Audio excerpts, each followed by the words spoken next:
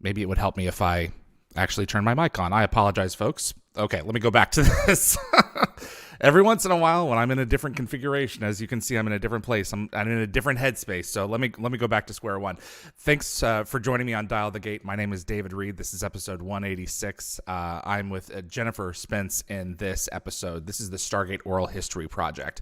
Before we bring Jennifer in, if you enjoy Stargate and you want to see more content like this on YouTube, it would mean a great deal if you click that like button. It makes a difference with YouTube and helps the show grow its audience. Please also consider sharing this video with a Stargate friend. And if you want to get notified about future episodes, click the subscribe icon. And giving the bell icon a click will notify you the moment a new video drops, and you'll get my notifications of any last minute guest changes. And clips from this live stream will be released over the course of the next few weeks on both the Dial the Gate and GateWorld.net YouTube channels. As this is a live episode, we have Jennifer with us right now. So if you are in the YouTube live chat, we have Tracy and I believe Jeremy in there with us so that they can take your questions for Jen, and those will be asked to her at the second half of the episode. In the meantime, she's going to be with me, Jennifer Spence, Dr. Lisa Park in Stargate Universe. Welcome to my show. How are you? I'm good. Thank you, David. So how are things going? How have you been? What's going on in the world of Jen Spence? Well, I'm sure you've heard, but there's a writer's strike Yes. happening. And so rightfully so, it's completely understandable what writers are asking for. So that's kind of put everything on a pause right now for the industry. But it's a good time to be working on other projects. And my husband and I have something in the works. We have a pilot that we've written, and so we were in the process of pitching that. Oh, okay. So so good to develop that a bit more too. So anything that, just for so people who are curious, so anything that it's already like been written, you people are okay to continue to try and pitch for things that are already written. Just anyone who's in the guild, they're not doing any writing right now. Is that correct? Kind of. It's Okay. more like we're not even pitching right now, actually. Okay. Because we're taking a pause on that even. Oh, Just okay. because I think my understanding, at least, is that that's still considered working, It's right? still working. And so Okay. there are a lot of productions that are still, in production, Right. because they have the scripts already written. But even Awesome. those are starting to get paused as well, just because, No rewrites. well, exactly, no rewrites. Like you've Yeah. got to have a writer on set, right? Like a showrunner is usually a writer, and so things change all the time. Mm-hmm. So if something changes on the day, like what do you do if you don't have a writer there, right? Exactly. It's So very eventually things just get really quiet until they resolve the strike. So yeah. all Let's right. hope. Yeah, let's hope they get given what they're asking for, because it is it's fair. So are they picketing in Vancouver as well as in LA? How does that, or are they Not all that in I've LA? seen. I haven't Okay. seen that in Vancouver, but doesn't mean it's not happening. Okay. But yeah, I think my understanding is, yeah, LA, New York, Okay. it's quite extensive. Okay. So Got it. All mhm. right. Lisa Park is one of my favorites from SGU, and that triad of scientists, as I understand it, that occurred organically as the writers watched the three of you. Is that correct, or am I wrong about that? And that was written in first. With like Volker and Brody. Brody, Jesus, Yeah, and wrong. I'm Park. like losing my No, you're good. You got one. having a senior's moment. Um, yeah, I think it did happen. From my understanding, at least, is that it did happen from watching us. I mean, it was written to begin with that we worked closely together and in a group, and we're familiar with each other. But Peter DeLuise, the director, who I'm sure you've probably chatted with yourself, and are extremely familiar with, he sort of took a bunch of us actors aside early on when we started shooting, and he said, make sure that what your character's point of view is, what you want to do as this character, and who you like and who you don't like, who do you have a crush on, and all those kinds of things. Like, be specific in what you want. Don't just wait for the writers to write it for you, right? Mm-hmm. So Yeah, so we made those choices ourselves, and I know Patrick Gilmore made the choice that Volker really liked Park, and yeah, and sure enough, the writers did start writing more of that in, Yeah. and so it's just a great lesson in the power of collaboration, and bringing the most that you can bring, so that the writers can then bring everything that they can bring Right. as well. So it's a good lesson. Nothing is truly created in a vacuum, you know. I Exactly. suppose like paintings are, and Yeah. comic strips, but like Yeah. this is such a collaborative art form.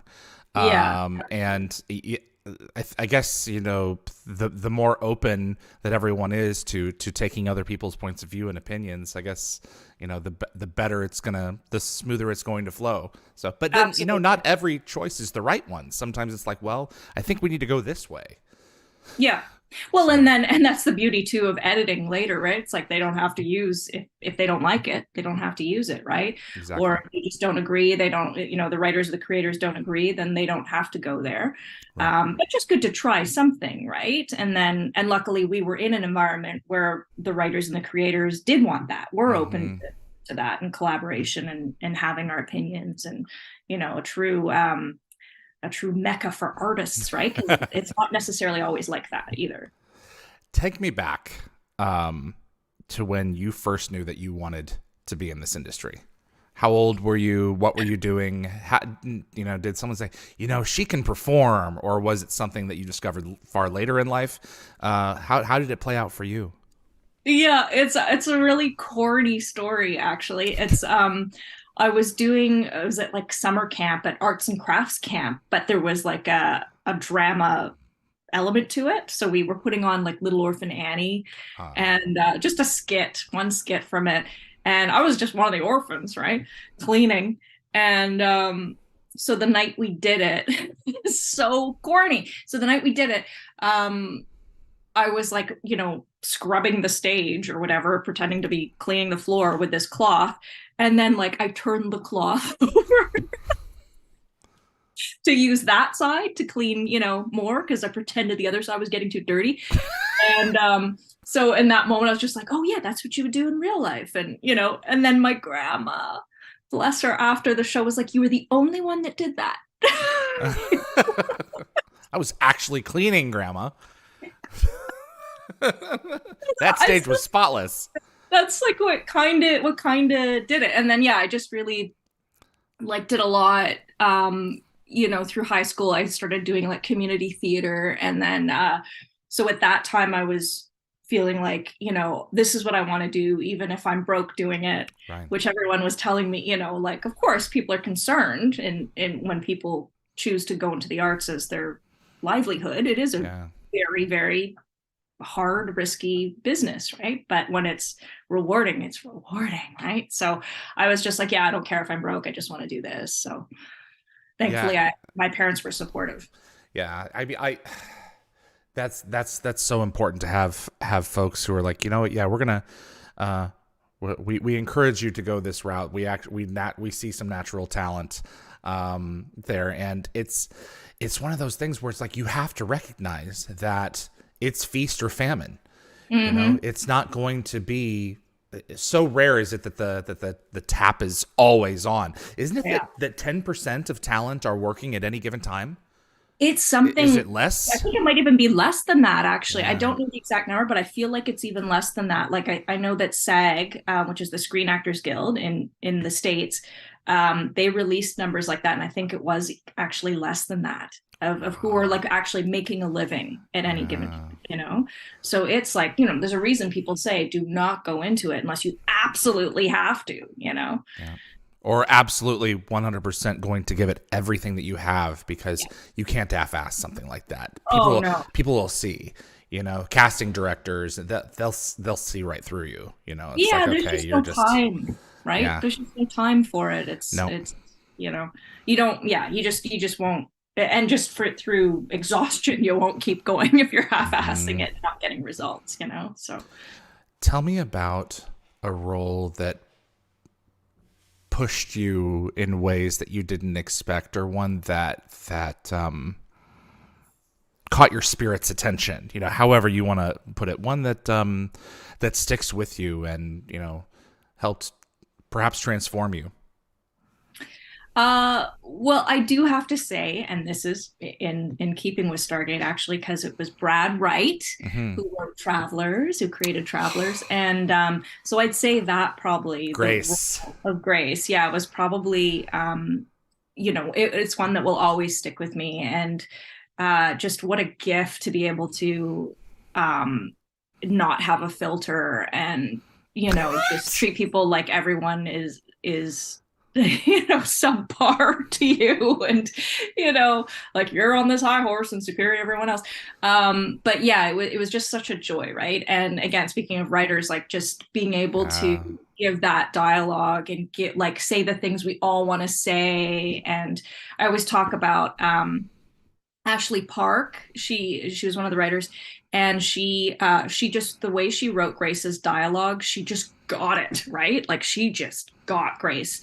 And I remember, like in a script, I'm sure you've probably I've seen the read a whole number. show. Yeah, Yeah. and you've probably like read a number of scripts yourself, Yeah. so familiar with formatting and Yeah. all that. But often for people who don't know, in scripts you have like the lines of dialogue, and then between those lines, sometimes they'll just be, for lack of a better word, stage directions, right? So it'll just say perhaps what the character is thinking or what the character then does physically, So it's not just dialogue. And so what she had written in one of the episodes, where Grace is talking to the director Hmm. through the computers, through all the dying people on the computer screens in the church. Can't remember what episode that was, but first season, I think. And the director says, "Thank you for saving me, Grace," before the host body passes away. Passes away. And in the script, Ashley had written, and that was probably the nicest thing anyone ever said to her. So that's not said out loud, but it was written in the script, and it's just so beautiful, right? Because it's just like what that gives you as an actor to know those stakes, right? Instead of like maybe you would have figured that out on your own, maybe I don't know if I would have actually. So But just to have read that, and it allows you to have an idea of what to register here. absolutely, You absolutely, know. absolutely, So yeah. this is not. I want to invite everyone who has not seen Travelers to watch it, because if you're watching this show, it means that you enjoyed at least a few aspects of Stargate Universe, if not like think it's the greatest thing since sliced bread, which I tend to. But with Travelers, which is also a Brad Wright show, this is, in my opinion, perhaps the most fascinating character on it, because we're leaving a lot out here. You started off Mhm. as a school psychologist, Right. or a school counselor, Yeah. who is very reserved, kind of meek, very like in touch with, tell me what you're feeling, how's it going, who then gets transformed by an intelligence from the future who takes her body over at the moment of her death. And that's the person we're talking about now. The person who doesn't give a crap what you think about them. It was a complete 180-degree transformation for you as an actor, which had to have been just, I mean, to sink your teeth into that had to have been awesome. To deal with two different personalities of two different people in the same body. One suddenly dies and the other one takes over, and she's a completely different person, literally and figuratively. Yeah. It's like an actor's wet dream, right? I mean, it's like what you want to do as an actor is to be able to like be challenged and do things that you're not even sure if you can do, and and just to have to track so many different things and really, ideally be firing on all cylinders, right? So yeah, just oh my God, what a gift, yeah. And the director is an artificial intelligence from the future Mhm. who's guiding humanity. She basically is in love with this being, I would say, or do you disagree? I guess a form of it. I didn't actually think of it that way, but I Okay. guess in a way that is. There's an I mean, attraction there. yeah, She talks about it, all the time, and is wanting it to talk to her because it doesn't always talk to her, yeah, and she takes it personally when it yeah. doesn't. And she knows it. I think if I recall correctly, I think she knows it better than anyone in terms of code or in terms of some aspect. Because she was like one of the original programmers, Yeah. and So absolutely. I think it's, a good way to put it in what you're saying is that it's like it's the love she knows, right? Like Yeah. she Okay. doesn't know a whole lot of like human love or Yeah. doesn't stand it, Yeah. until Trevor. But Right. doesn't really understand it. And so, but what she does understand is, yeah, her love for the director, her love for programming, her love for certainty, for Mhm. lack of a better word. Have you played with ChatGPT at all? I haven't, and I didn't even know what it was until I saw one of the signs that one of the writers, the Yes. WGA members was carrying the sign, and it said, "Chat, is it GPT? Uh huh. Chat GPT doesn't have childhood trauma." Yeah. I saw this sign, and I was like, "Oh, okay, wow!" Like once I found out what it was, I'm like, "Wow," So no, I'm terrified. Have you played with I it? Have you? have played with it, and I've used it to help me work. I've You have? explained Okay. to it in poor language, like an issue that I'm having with a computational problem, and I just describe it to it, and it says, "I see what's going on. You're trying to do this. Here's your answer." And I've used it to help me iterate similar answers moving forward in work that I do, and you have to it's free. Google Yeah, ChatGPT and have a conversation with this predictive text system, and you'll think you're talking in some respects to the director. It doesn't know the future, yeah. but it can actively help you with problems. And we're entering a period where we have to be really careful to not let the tools supplant the humanity, because people Absolutely. are And killing that's themselves scary. based on talking to this thing, saying, well, it'd probably be better for the environment if you didn't exist. And people are going off and doing it. And I'm not so worried about the technology as I am worried about the people who are gleaning things from the technology, Yeah. much like Grace did with the director. And I was really, I mean, it's wild how quickly that is coming to life. Yeah. I mean, yeah, art reflects life and all that. And I mean, Mm-hmm. it's been an age-old thing of the machines taking over and all that. But yeah, more so now that it could be a reality, Mhm. It's all what we let it do, and how much Yeah. we let it get in here. Because if you didn't have it responding immediately, you'd think you were talking with a well-educated person who knows how to type really well. It's wild. So yeah. And you're actually like verbally saying it. You're not just typing it No, out. I'm typing, but pretty soon Oh, you verbal are. will be a component, I suspect, in the Yeah, next yeah. couple of That was years. what I, yeah, my Yeah, God. it's wild. So tell me about getting Lisa Park, About getting Lisa Park. getting Oh, the the role. process of getting the role. Uh Yeah. huh. So when I originally auditioned, the character was a man. Okay. So I was really pleased to see that Brad and the team made her a woman. And yeah, I think his name was Miles Henry, I think, to begin with. And so I hadn't auditioned for Miles. I'd auditioned for a couple of other roles on the show, Hmm. and then Brad and the team had sort of fit me into it and said, like, why don't you do, had given me this role, and so, which was originally male. And so, just again, like sci-fi's always been on the Hmm. forefronts of women and strong women Hmm. and all sorts of different ethnicities, and it's been a very inclusive culture for a long time, way before many other genres. Genres for sure. And yeah, so that's sort of how that came to be. And then once Patrick and Peter, who played Brody and Volker, and I could all talk about things as well and try to contribute from our side. And so much of it came down to, just the chemistry of the cast as well. Just Mhm. overall, the cast really genuinely liked each other. That's a And big deal, and we all just assume that happens all the time. It it doesn't. doesn't. No, it doesn't. Like, I've been really lucky because that's happened on most shows I've been a part of. And I think it's safe to say, like any Brad Wright show, Mm. that happens because he really does. I think he's talked about it openly. He has a no asshole No, policy. no. Life's So, too short. LTS. exactly. So it's like if you're on one of his shows, you can probably be pretty guaranteed to have a great time with people. Hmm.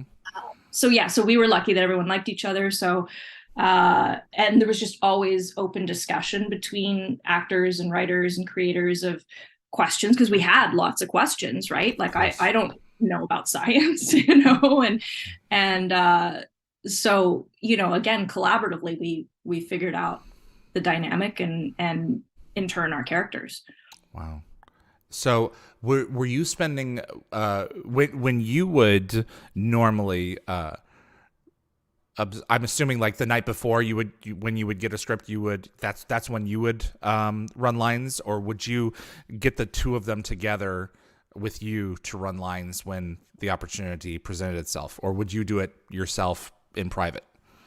Usually do it myself in private. Okay. So usually, I guess generally speaking, you usually get the script about a week ahead of Okay. shooting. So thank God. And then You're right. can you imagine, like, oh my God, just the night before?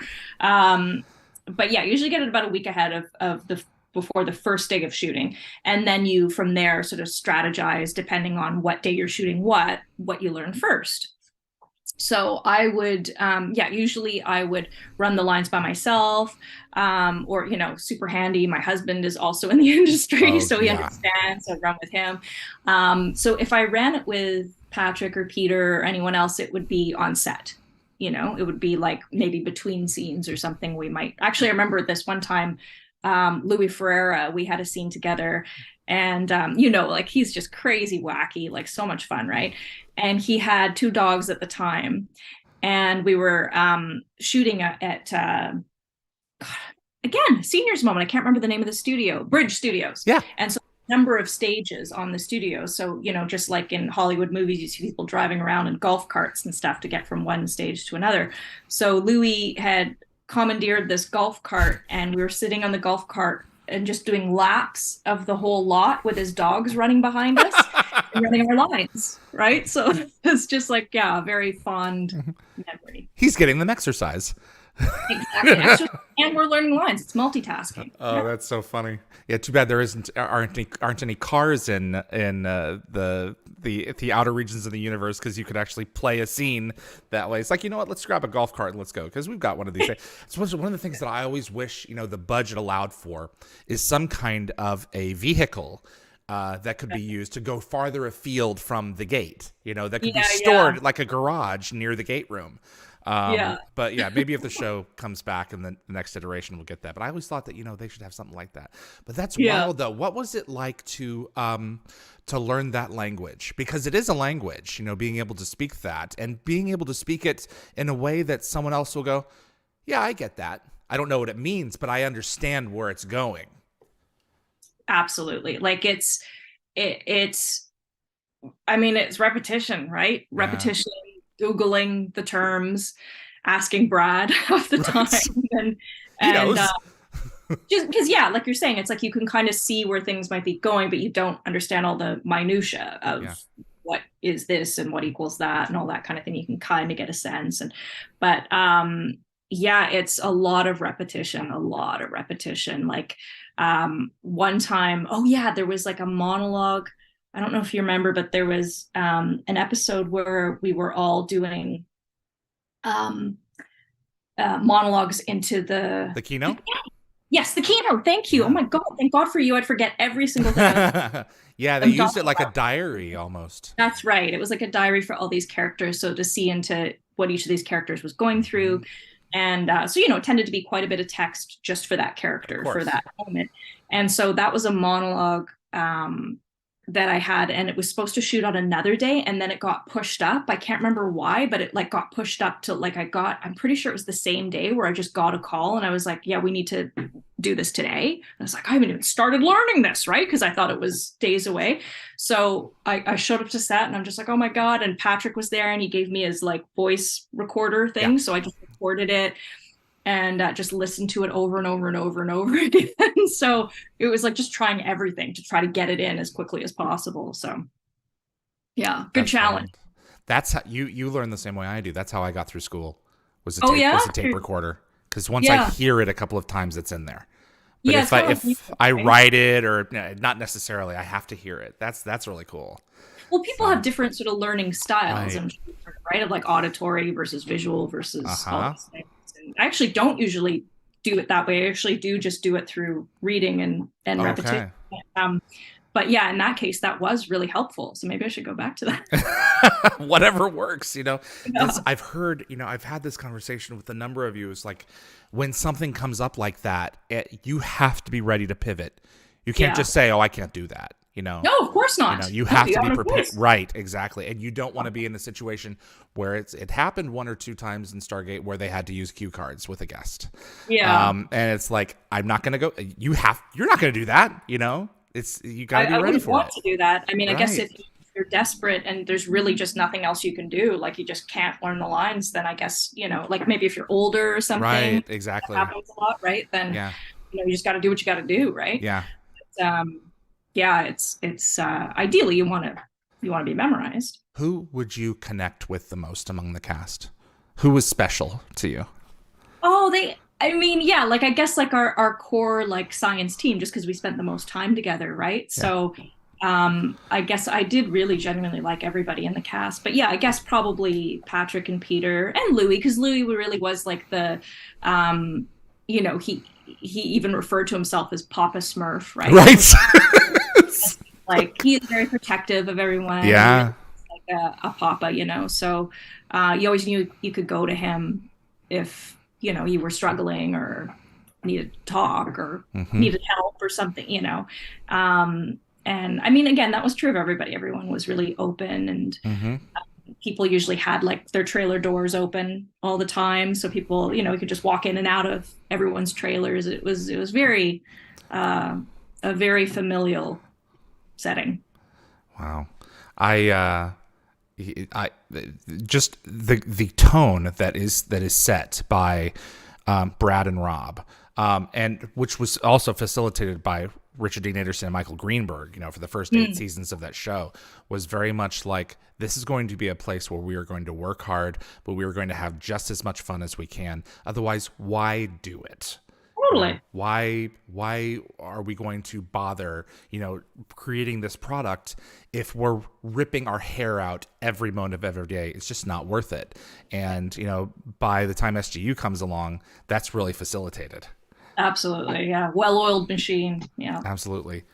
What blew your mind the most about production? The visual effects, the sets, the controls. Well, I own one of them. Every button works, you know, the little dial on the left that turns in 2 different ways. I mean, James Robbins was brilliant. Oh, he really was. Man, he really was. You guys built that set with steel. It was built for 5 years, you know? Yeah. But what really blew your mind about that? I think exactly what you said. I think mostly the set, like and the effects for sure. Like once you see the actual effects and how real they looked, you know, like especially when you look at something older, right? You're just like, oh my God, like the effects we used to have in like the 80s and stuff, you know, it didn't even really look real. And now it's just so far advanced, right? And but yeah, the sets, like just being able to walk around the ship, right? And just the detail in, you know, every panel. And like you're saying, like the actual props, like the controls and every single thing was just so well thought out and functional, like you're saying. And then you pair that with like the atmospheric sort of what do you call it, the dry ice, you know, that would be sort of filtering through the panels and stuff. It's quite eerie, right? So it really does feel like this abandoned ship. You know? The thing with Destiny was you walk into that set and it's like you're walking into Jules Verne, because it's so dark and so enclosed, and it's like I'm in 20,000 Leagues Under the Sea, you know, or it's a wild experience, and it can't be really hard to get into character, I would suspect. Yeah, like exactly, like it so helps you, right? Like you're not in Kansas anymore, right? Like you're not like walking in the middle of a coffee shop. It's so specific to your environment as an actor, right? So it's so helpful. Tell me about aging in Epilogue and Common Descent. My favorite story arc from Universe, where we actually kind of get an ending for the characters. Yeah. What was that process like? Going all the way with a character And in this case with Jamil having a family, tell me about that. Oh my Carl God. Binder was brilliant. He really was. And I remember him kind of, we were eating lunch, I think, one day, and we're all in old person makeup, except for Carl. And but we were all eating lunch together, and then Carl was just like feeling a bit nervous about it and stuff, like a bit sort of not doubtful, but just a bit nervous about it because he was saying it's like the most ambitious episode we've ever done, right? Hey, he wanted to make sure he had it right. Yeah, exactly. And it's like, oh, dude, you don't worry, you nailed it, you know. But yeah, we're all sitting around in old person makeup, and I mean, just like a lunch at the nursing home. Totally, right? And I remember Jamil, like he went off for a bit. I can't remember. I think we had a big break in the day until he and I were on again. So he like went to the liquor store on his break. I think it was a Friday, right? So he went to the liquor store and in makeup, in his full makeup, and he was like telling them to card him and stuff. Like, yeah, ask for my ID. Just having so much fun with it.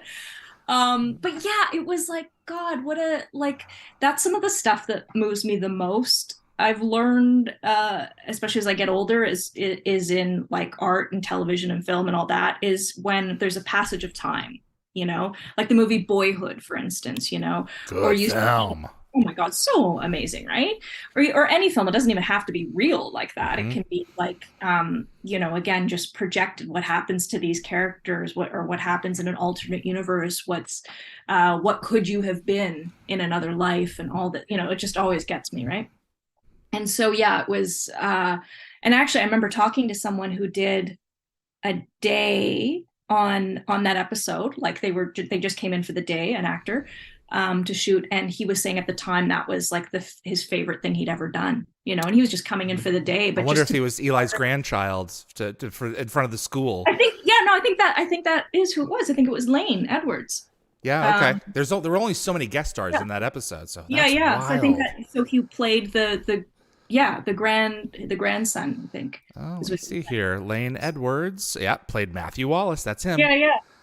Yeah. So it's just like, you know, when you're going into that kind of humanity and love and generations and time, you know, it's it's one of my favorite sort of concepts to explore in film and TV. It's I remember watching it and knowing when it was airing that this was it. Like we have one or two more and then it's over. Tell me about, I'm not going to go there yet because something significant happened to the character pretty quickly after that, in the penultimate episode. Tell me about when you found out that you were going to go blind. Yeah, I mean, what was so cool, and again, it doesn't happen all the time at all when you're working on a show, but just like always getting surprised by things, right? So finding out, like, you know, for instance, I think it was the second season, for instance, like that, oh, there's going to be a bomb attached to my back and we're going into the desert, right. You know? That's like, right. Oh, like, man. Beastie Badlands. Been there. Yeah. Let's talk about that in a moment. Go ahead. Yeah. But just like, so finding out these things where I never would have seen it coming, right? Just like, and two, the blindness, I would never have seen that coming, right? So they were just always, you know, kicking it up a notch, right? Raising the bar and not being afraid to go there, which I really admired. That, you know, takes balls as a creator, as creatives to keep pushing that, right? So, yeah, I mean, I was all over it. I thought it was a great choice. Like, we want to see what happens when somebody is challenged in a new way, to keep thriving and contributing, and, you know. So I thought it was a great opportunity that they did that. That was such a dramatic scene when you're in the spacesuit and you go under the water and the dome explodes again. So it's broken again. And you're one-on-one with this, I forget the type of star that it is. And I mean, again, you're being tortured, you know, by this light. It's just an extraordinary moment. Like we were there with her in that moment while she's, you know, flailing by a cable and being her corneas are being destroyed. So that was intense, Jennifer. Yeah, pretty intense. Right? Like, and then I remember like shooting the like the in the water scene, right? Hmm. Putting my head under the water in a helmet. Oh my God, it was just That's like, not airtight. It's a motorcycle helmet. yeah. And so the water is coming in, and it Yeah. was just to get the shot of me like opening my eyes, and oh God, it was, yeah. It just from a claustrophobic point of view, it was, putting your head in the water in a helmet is not my idea of a good time, right? So, like, it Do was we have great. the And then, shot? Do we have the shot? Okay, yeah, good. yeah. And meanwhile, they're dropping like all these like dry ice bombs into the water. And I'm like, is it okay to open my eyes? Jeez, that's crazy. Malice. If we take a step back a few episodes, um, what a show. The Bisty Badlands in New Mexico is the second location that the show went to. The first one was White Sands in pilot in episode 3. And then you guys returned in Malice to Bisty, which is one of the most remarkable landscapes in the United States, in my opinion. I've been there. It feels it. You are no longer on Earth. Yeah, yeah, it Tell, really does. tell us about filming there. Yeah, oh God, again, just like what a joy to get to, like, to travel for work is Yeah. like, doesn't get any better than that, No. right?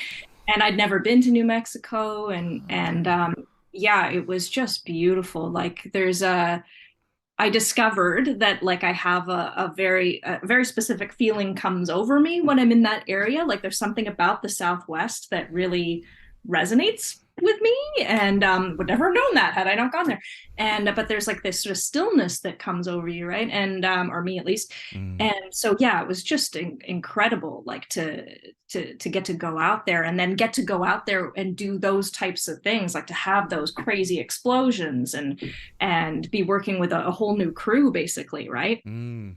And yeah, it was just glorious. And then I went off after we are shooting. I stayed a few days later, and I traveled a bit to Santa Fe, and it was just like, oh my Okay. God, come on, is this real life? No, there's no. It's a wild area. Absolutely. You have a scene with Carlisle that is Simeon has run off and has attached an explosive to your back, and Yeah, you are about to detonate, and he doesn't think that he has the equipment to disarm it until he yeah. realizes he needs this like a straight pin or something. Mm. And this moment comes over you of, and I think you know the one I'm talking about, of resignation, and she says, "It's okay." Mhm. That was wild. Where it's like you had to, you got to take that character to a spot where, she's resigned to the fact that she's about to be no more. That she's that what were the emotions that came through that? Yeah, it's funny that you bring that up because, like, like looking back now, right? I mean, I'm sure you've heard this before from actors, but it's always just like, I could have done better, or I wish I'd done Mm, this, or I wish oh, now I understand what it's about and all that. But that was really that moment specifically that you're talking about. I was really helped by Rob Cooper, who was directing the episode. yes. And he, like, I was doing some things, and I don't think it was quite right. Like, I don't think I'm being that hard on myself. I didn't really feel like it was where it had to be. And he did come over in between, and in between takes, and he said, this is the moment where if you're going to go there, go there. Like, this is sort of the last moment that you can have these feelings.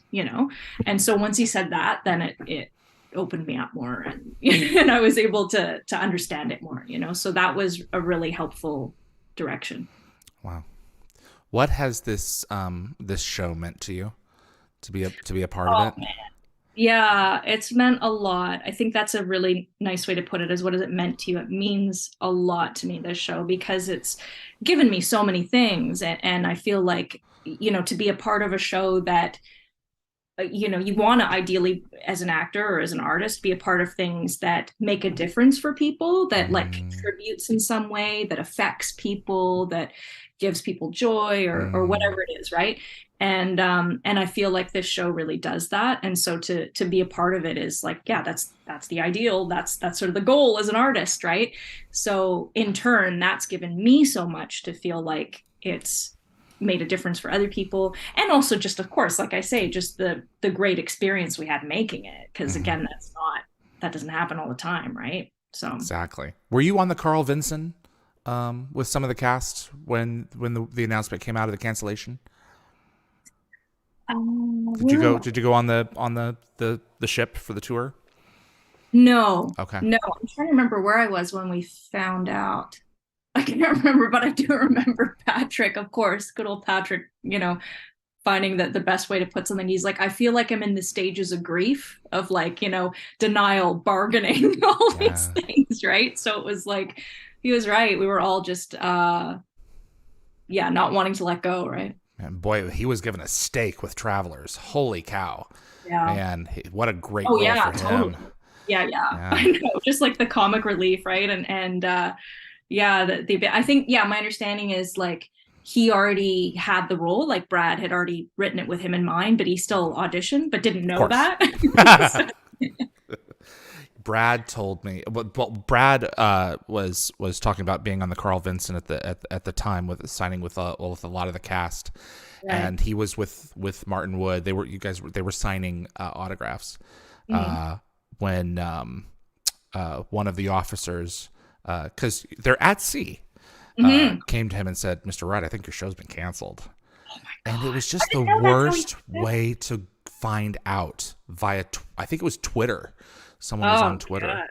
And so Brad, he's taking this in and he starts writing on the autographs, "My show's been canceled." And Martin was like, "Stop that. It's okay. But this is one of those things where it's like, wow, you know, Yeah. thanks a lot for not calling me, folks. Yeah. Oh yeah. Nothing, Yeah. On so many levels, and right? MGM was upside down at that point. Sci-Fi had no one to call to even discuss renewal. It's wild, and to lose that show. And I remember, because I'm assuming you've watched it, the finale when they go into those tubes, and Joel's music is playing. It's one of the harder 20-30 minutes of a show that I've ever had to watch. It's Mhm. hard to sit through that, knowing that a we were presented with a promise with this show of Mm. finding out some piece of understanding about the cosmos, Right. and now we're not, at least for a while, going to get that. That was a wild experience. Hmm. Yeah. Having to deal with well, disappointment, right? Exactly. And you guys, it's like, well, back to the soup line, you know Yeah. so but I'm Yeah. thankful that it went for the 2 seasons, and that we were given some of the best science fiction with it. Absolutely. What a team of creative people. Yeah. No, it was amazing. And like, I'm not, I shouldn't probably say this. I've said it before. I probably shouldn't keep saying it, but I'm just like, sci-fi is not my usual go-to genre, like as a viewer. And so, but when I do enjoy it, it's because it's character driven, and because it really is about humanity ultimately, right? Mhm. And so, yeah, if Stargate Universe Travelers, they do that in spades, right? So it's Absolutely. I have some fan questions for you before we let you go. okay. Lock Watcher wanted to know, what do you recall about your first day on set of SGU? Oh yeah, that's a great question. I remember, yeah, I was really obviously super psyched, and especially because knowing Robert Carlyle was a part of it, because I had watched him a lot growing up with my parents. My dad's English, and Okay. and my mom, she's Japanese Canadian, but she loves English shows. So I was always watching English shows with my parents growing up. And so I'd seen him in Hamish and like all these other Train Spotting, of course, Of right? course. And I was just like, huge fan of the guy. So it was like, yeah, like a total thrill. And I was just trying not to be the nerd I am around Mr. him. Carlisle, Mr. Carlisle. Yeah. Right? So I was just like trying to be like, nice to meet you, you know? And so, yeah, it was exciting. And then, of course, because it was like the first day for everybody, and a big group scene, it was, it's just wild, right? Because everyone's trying to figure stuff out. And Andy Makita was directing it. And so, and he's great, right? Like he's just, you've met him, I'm sure. And he's just like such a great guy. And so he was, he put everyone at ease, and really set the tone for, oh, we're having fun too. But yeah, a lot of moving parts, right? A lot of moving parts, a lot of cast, a lot of set things and trying to figure things out. So it was exciting. It was exciting and nerve-wracking. Well, this is a pretty expensive show that Sci-Fi has commissioned. I mean, they're pulling out all the stops for this thing, and it would have been like, I think, in pretty much any case, there is a bit of probably performance anxiety in terms of getting it right, because if you don't, you're costing a lot of money, and it's like, I want to show up with my A game. I want to be on level with all of these performers and just hit every one of them out of the park as best as you can. Pardon the pun.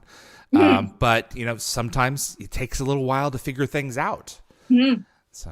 And this was a new show too, right? I mean, it was part of an old franchise, but it's still a new, part of it.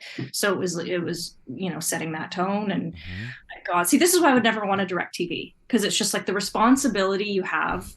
Oh my God, that's on you. And obviously you're supported, but still, my God, that's a lot. 150 people, waiting for everything to line right up. Yeah. So it's wild. Yeah. Jeremy Heiner, what are the mechanics of being blind on set? How did you prepare? Did you bump into things? What was that like for you? Yeah, that's a good question too. I mean, I did spend time, actually my husband gave me a great tip. He had said, because he'd heard that Al Pacino did this in Scent of a Woman. And he said, try, because you have to have your eyes open. It's not like I'm walking around with my eyes shut all the time. So he said, try having your eyes open, but looking at the periphery only. And so that really helped, just sort of like what you're paying attention to. Exactly. So they're open, but all you're looking at is the sides, right? So that helps. And then just trying to have to be familiar with what that feels like, right? So it's like, I mean, part of what gave me comfort is just like, Park doesn't know either what she's doing. This is also new, right? So it's like, it's okay if you don't know what you're doing, right? But yeah, it was a good challenge to have. And one of the things I remember thinking is, because one of the costume gals was saying, it's like, oh, well, we'll take away your watch. You don't need your watch anymore, right? And then I thought, no, I want to have my watch, because I don't know why. I just made this decision that like Park would want the watch to still have the beep going off every hour to know when the hour had passed and stuff. So it's like, but then how are you going to keep track of it? But anyway, for some reason in my mind, I wanted the watch. Yeah. If nothing else, it's a piece of jewelry that she still, has on her wrist. So, yeah. But some way to track time. Exactly. Wow. That's wild. Teresa MC, Jennifer, do you have a dream role that you would love to fulfill one of these days that you haven't yet? Yeah, absolutely. I mean, I love like courtroom dramas. Like I love lawyers. And so thankfully I have had the opportunity to play a lawyer on TV recently with Family Law with Jewel State. So I'm sure you know about Absolutely. that show with her. And so so I've been grateful to get to do that, because I've always wanted to do that, play a lawyer. But yeah, so I guess in terms of dream role, it'd be something like that, like a higher status character. He doesn't necessarily need to be a lawyer, maybe in politics or something that's really complicated and messed up and flawed. Right. Nobody's perfect, right? Exactly. So. And that's what I love about television, like especially right now, is I mean it's another golden age of television. I know everyone says that, but there's a reason, right? It's we don't just have these likable characters anymore. We have characters that are extremely flawed and extremely complex and sometimes not super likable, and I think that's a great direction to go. And ultimately you wanna, or hopefully you do like them because you relate to what they're going through. But there isn't this focus anymore on making everything squeaky clean. You know? No, because that's not real. Not at all. We're flawed and we're nuanced and we're complicated. So, Northern Lights. Could you have seen, aside from the or maybe because of, but not necessarily the epilogue story. Could you have seen Park settling down with anyone? Uh, yeah, a few more wild notes to sow there, I think. Right? Yeah. Just a bit. I mean, it's nice because I like, like with the episode we did where we all aged, it was nice to see, oh, that's one direction it could have gone, right? Where she actually does end up with Jamil. She does end up, or With Ronald, yeah. yeah, Ronald, I should say. And so that was, that's nice to see. I think ultimately she did. And, maybe again, like the fact that she then was presented with the challenge of having, being sightless, right? Hmm. Or having very minimal vision. Maybe that would cause her to calm down a little bit in Hmm. terms of her libidinous ways. Yeah, you yeah. know Just settle a little bit more, yeah, for just sure. like what's really important, and Yeah. That was one of the things that surprised me about season one. And it was an interesting choice for the writers. You're self contained, you have 100 people on board this thing, only so many potential mates. And, Mhm. and when you hurt someone by having spent a night with them and then are now going with someone else, you're going to see those people every day for as long as you're on this ship together. Um, Totally.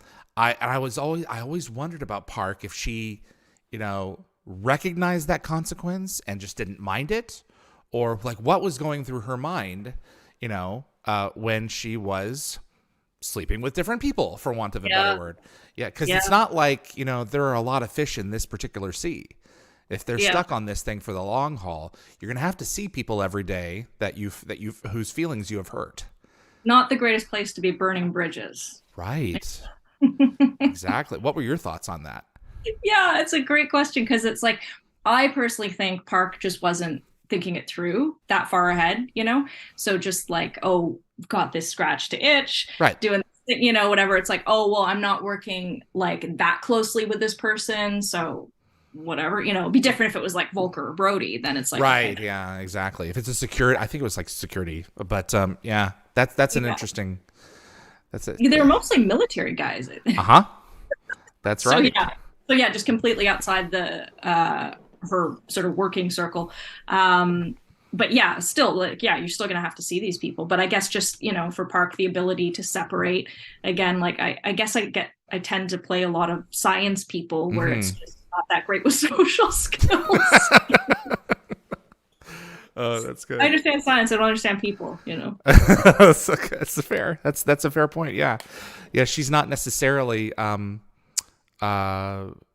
I have some engineering friends, and they aren't good at talking to me, but they're good at working with the machines and drinking. Yeah, So not everyone is going to think the things through all the same way. yeah, And people absolutely. are young too. She was young, so That's right. Yeah, you absolutely. got to make those mistakes and learn the hard way sometimes. Hmm. Arnold G, have you by any chance been approached by Amazon for more Stargate? There's something in development, and we're just waiting for that kernel to pop. Yeah, no, I haven't personally been approached, but I Okay. have heard about that, about the yes, hopefully there will be a kernel to pop, and I don't know what that will look like, or if there would even be like the original cast, or yeah, I don't know anything about it, but I think it's great that they have something in the works. Something's going to happen. Yeah, absolutely. Dan Ben, what was your opinion on shooting with the Kinos? Both, I'm curious, both as a prop, because they used them in all different ways. They're physically there. They were applied on plexiglass, in the middle. They were digitally inserted. They were on sticks, and also talking with the camera intimately. What was that Hmm. process like? Because the Yeah, YouTube era was just beginning. totally, right? So it was, I mean, yeah, it was quite ahead of its time when you think about it that way. I loved the idea, that the concept of us talking into it like a diary. I loved that idea, that of, just again as a plot point, as a part of the story, that these characters had some place to sort of give their hearts to and open up to. Mm, So I thought it was great that way. In terms of working with it, like in general, like when it had to like move around the room, for instance, like Mm-hmm. obviously a Kino wasn't moving around the room when we were shooting it, right? So one of the ADs would have to like have a Kino on a long stick and just kind of run with the stick across the room, and we'd all be looking at the Kino. So it's, you know, it's just kind of funny, right? Because it's, you have to suspend that Uh-huh. disbelief or whatever, right? Is it suspend belief or suspend disbelief? I never understand. Anyway, Ah, you know what I'm saying? yeah, double negative, right? Yeah. Yeah. No, No. but we totally get it.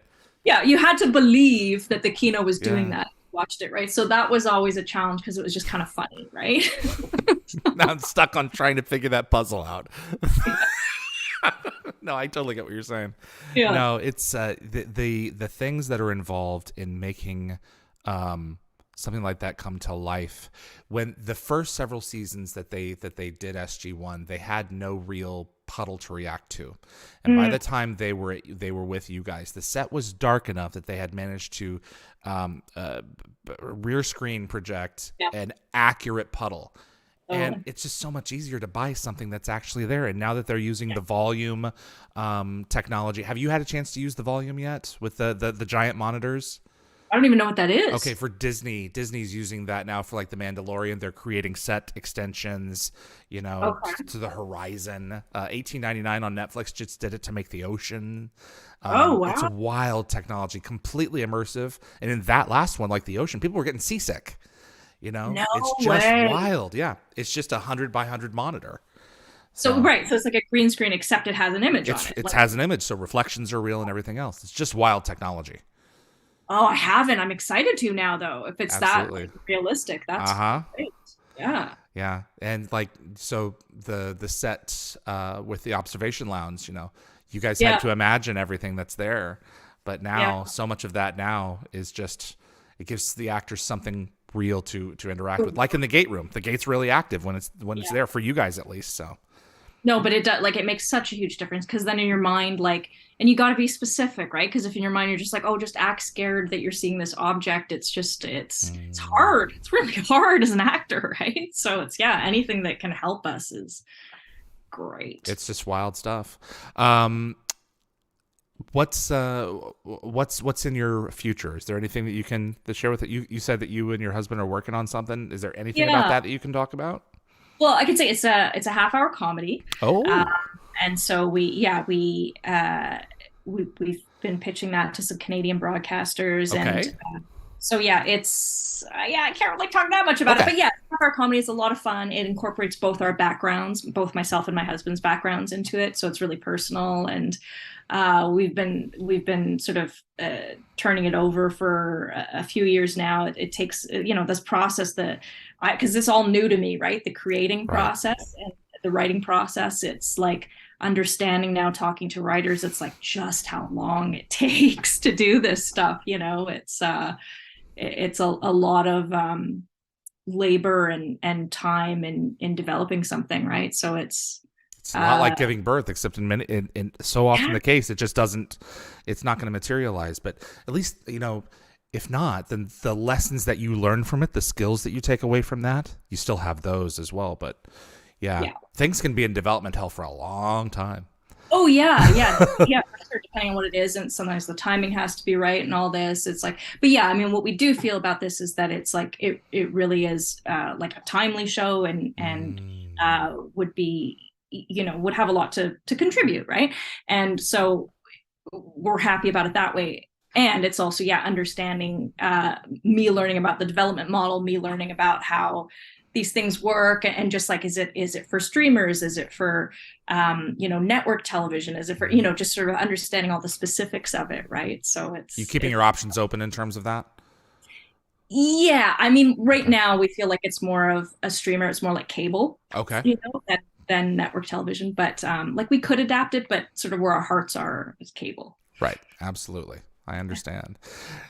Jen, this has been great. To Yeah, sit it and really good talking to you. absolutely. I wish you all the best, Thank and you. I would really love to have, to be perfectly frank, an SGU reunion Oh yeah. at some point in the future. I did one for Atlantis for my 100th episode. Oh, you did? Oh, cool.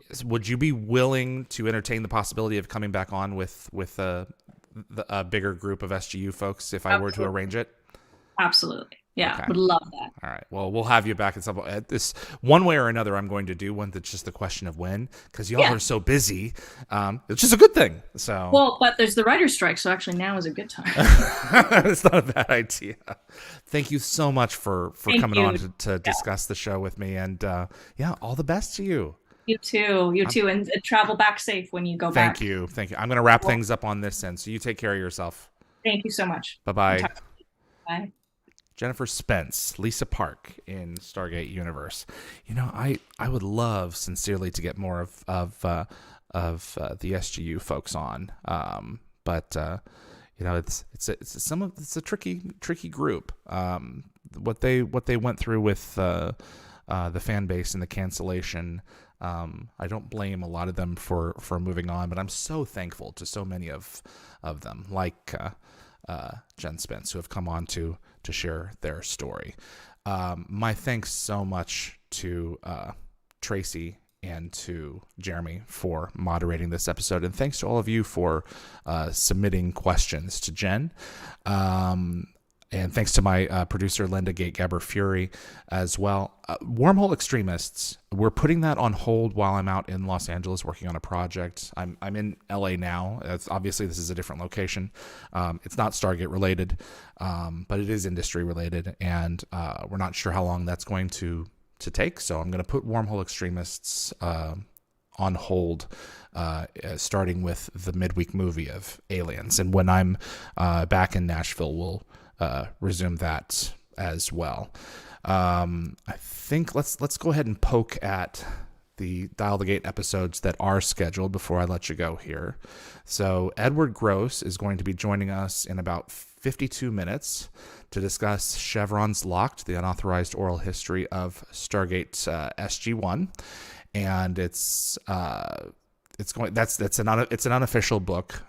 Several of us already have copies in our hands, but I think Amazon updated it to like the 17th of May, which I'm not sure why, but we're going to find out about that. Tiffany Lindell Knight's going to be joining us Thursday, May the 11th at 4:30 p.m. Pacific time. So she had a couple of roles in Stargate SG-1, and you'll also recognize her as the Cylon hybrid in Battlestar Galactica. And then Tor Valenza, writer and senior story editor of Stargate SG-1, is going to be joining us Sunday, May the 14th at 12 p.m. Pacific time. He has uncovered journal entries from his time on Stargate SG-1, and so he's going to have some story beats that went into a number of his episodes that he's going to share with us. So, Jeremy, I've noticed the companion is getting some big Stargate names like Amanda Tapping and RDA. Any chance we can work with them to co-host a big name for a combined interview? That's a good question. I've spoken with the companion about doing such a thing. We tried something similar with someone specific, and they weren't really interested.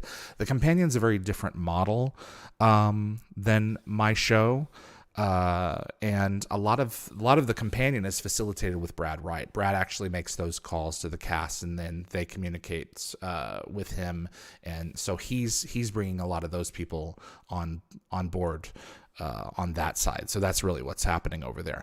But I'm going to continue to work with the companion on my editorial series, and we'll see where it goes. Folks like Amanda Tapping, Christopher Judge, it's just a question of time. I suspect they'll eventually do. Christopher, I know we've been actively discussing with him. He's just been so busy with God of War, but he's definitely going to be on. It's just a question of time.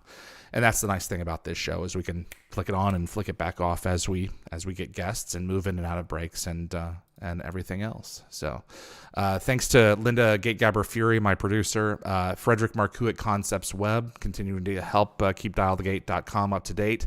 Dialthegate.com is going to be where everything is current in terms of scheduling. So keep going over there. I need to go ahead and update Wormhole Extremists on that side.